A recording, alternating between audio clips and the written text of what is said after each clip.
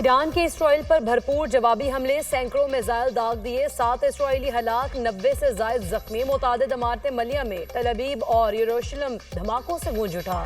ایران کا تل ابیب کے وسط میں جوہری تحقیقاتی مرکز کو نشانہ بنانے کا دعویٰ، تل ابیب میں اسرائیلی فوجی ہیڈ کوارٹرز کو بھی نشانہ بنایا گیا۔ یہاں اسرائیلی فوج کا اسٹریٹجک پلاننگ ڈویژن بھی ہے۔ ایرانی میزائل حملوں کے بعد تل ابیب میں متعدد عمارتوں کو آگ لگ گئی، آسمان پر گہرے دھوئیں کے بادل چھا گئے۔ اسرائیل کے متعدد علاقوں میں بجلی کا نظام معطل، اسرائیل کی ڈیفنس منسٹری کے ہیڈ آفس کے باہر بھی دھماکہ، عمارتوں کو نقصان پہنچا۔ مقبوضہ بیت المقدس میں بھی دھماکے، پورے اسرائیل میں سائرن بج اٹھے۔ میزائل حملوں کے بعد اسرائیلی شہری بنکرز میں چھپ گئے۔ اسرائیل میں 150 اہداف کو نشانہ بنایا گیا۔ ایرانی میڈیا، ایران کا 2 اسرائیلی طیارے مار گرانے اور خاتون پائلٹ کو گرفتار کرنے کا دعویٰ۔ جوابی حملے کے بعد ایرانی شہری سڑکوں پر نکل آئے، جشن کا سما۔ یمن، غزہ اور لیبیا میں بھی شہریوں کا جشن۔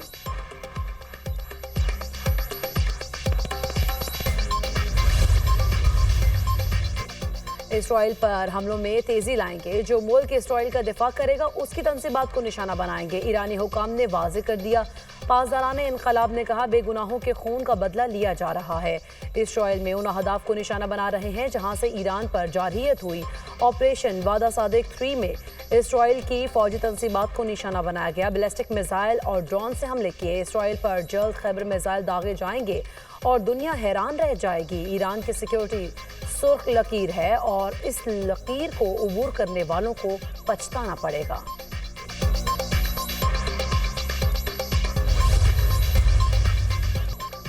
اسرائیل کا ایران پر حملے جاری رکھنے کا ارادہ، شمال مشرقی علاقوں پر تازہ حملوں میں 18 افراد شہید، 35 زخمی۔ اسرائیلی حملوں میں اب تک 104 افراد شہید، 376 زخمی ہو چکے۔ اسرائیل نے مشرقی صوبے کے دارالحکومت تبریز کو نشانہ بنایا۔ تہران ایک بار پھر دھماکوں سے گونج اٹھا، 4 دھماکے رپورٹ۔ اسرائیلی فضائیہ نے مہر آباد ایئر بیس کو نشانہ بنایا۔ اصفہان کے رئیسی پاور پلانٹ میں بھی دھماکوں کی اطلاعات۔ ایران کے فضائی دفاعی سسٹم کے درجنوں اہداف کو تباہ کر دیا گیا۔ ہمدان اور تبریز سمیت ایرانی فضائیہ کے فوجی اڈوں پر بھی حملے کیے گئے۔ اسرائیلی حکام کا دعویٰ، گزشتہ روز اسرائیلی حملے میں ایران کی عسکری قیادت اور دفاعی تنصیبات کو بڑے پیمانے پر نشانہ بنایا گیا تھا، جس میں ایران کے 20 اعلیٰ فوجی افسران اور سائنسدانوں سمیت 86 افراد شہید ہو گئے، جبکہ 340 سے زائد زخمی ہوئے تھے۔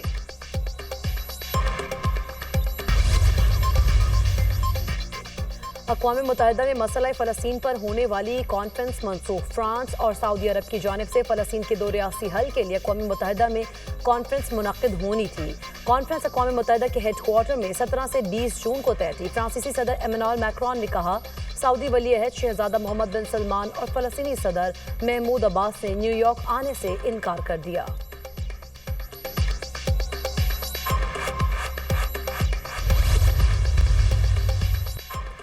مسلم ممالک اسرائیل سے تعلقات منقطع کریں، وزیر دفاع خارجہ آصف کا OIC اجلاس بلانے کا مطالبہ۔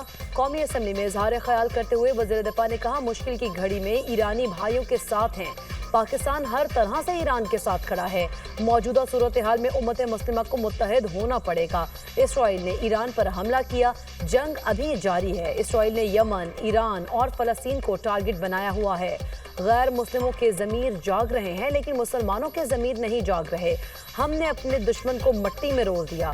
وزیر اطلاعات عطا طاہر نے اپنے بیان میں کہا، اسلامی جمہوریہ ایران کے عوام کے ساتھ اظہار یکجہتی کرتے ہیں۔ اقوام متحدہ کی سلامتی کونسل نے پاکستان نے سخت موقف اپنایا۔ UN چارٹر کے تحت ایران کو اپنے دفاع کا حق حاصل ہے۔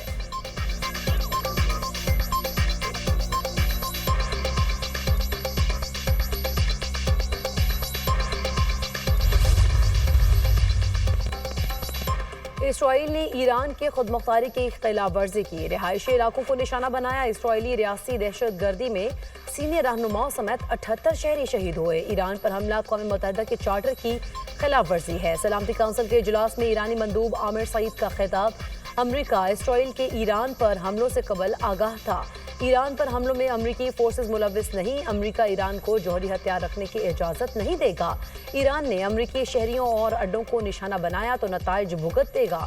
امریکی مندوب کی سلامتی کونسل کے اجلاس میں بریفنگ، ہم نے پہلے ڈپلومیسی کا راستہ اپنایا۔ رپورٹس کے مطابق ایران کے پاس ایٹمی ہتھیار بنانے کے لیے کافی مواد موجود ہے، اسرائیلی مندوب کا دعویٰ۔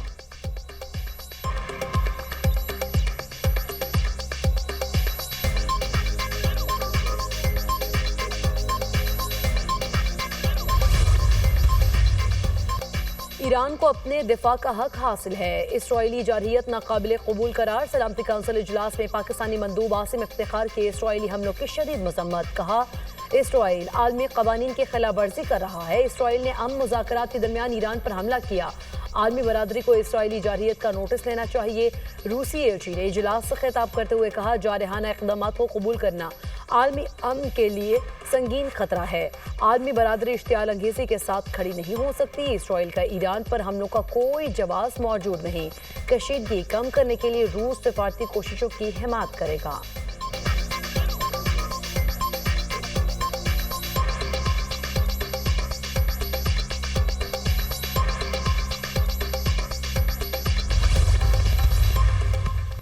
ایران کو معلوم نہیں انہیں کس چیز سے نشانہ بنایا جائے گا، اسرائیل کی ایران کو ایک بار پھر دھمکی، تاریخ کی بڑی فوجی کارروائی رائزنگ لائن میں مصروف ہے، مزید کچھ آنے والا ہے، ایران کے خلاف کارروائی کا مقصد جوہری اور بیلسٹک میزائل کا خطرہ ناکام بنانا ہے، اسرائیلی فوج نے ایران کے اعلیٰ فوجی کمانڈرز اور ایٹمی سائنسدانوں کو ختم کر دیا، ایران کی افزودگی کی سہولت اور اس کی بیلسٹک میزائل کے بڑے حصے کو تباہ کر دیا، امید ہے مشرق وسطیٰ میں جلد امن آئے گا، اسرائیلی وزیر اعظم نیتنیاہو۔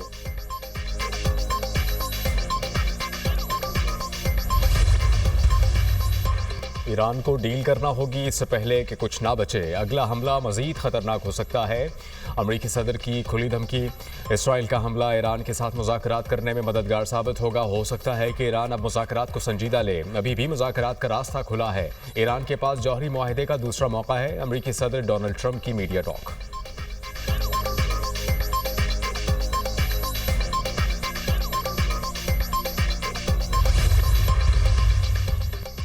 امریکہ کے ساتھ جوہری مذاکرات اب بےمعنی ہیں، ترجمان ایرانی وزارت خارجہ اسماعیل بقائی کا رد عمل، کہا امریکہ کی اجازت کے بغیر اسرائیل کا ایران پر حملہ ممکن نہیں تھا، امریکہ بات چیت بھی کر رہا ہے اور حملے کی اجازت بھی دے رہا ہے، یہ منافقانہ رویہ ہے۔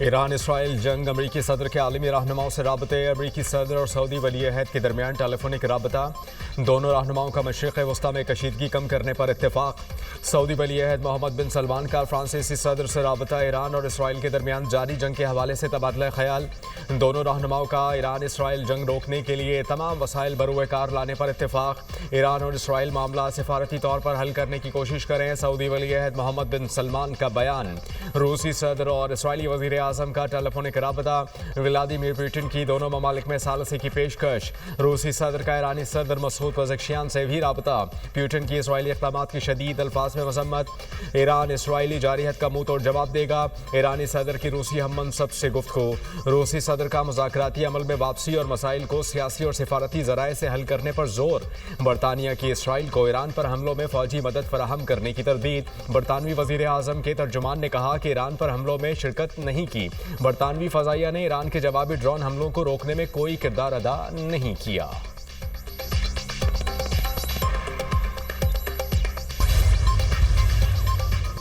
عوام کو ریلیف فراہم کرنے کے لیے ہر ممکن اقدامات کیے، 422 ارب روپے ہمیں پہلے ہی کم ملے ہیں، وفاق جو وعدے کرے اس پر عمل کرے، مالی سال کے اختتام پر ریکارڈ 1460 اسکیمز مکمل کریں گے، وزیر اعلیٰ مراد علی شاہ کی پریس کانفرنس۔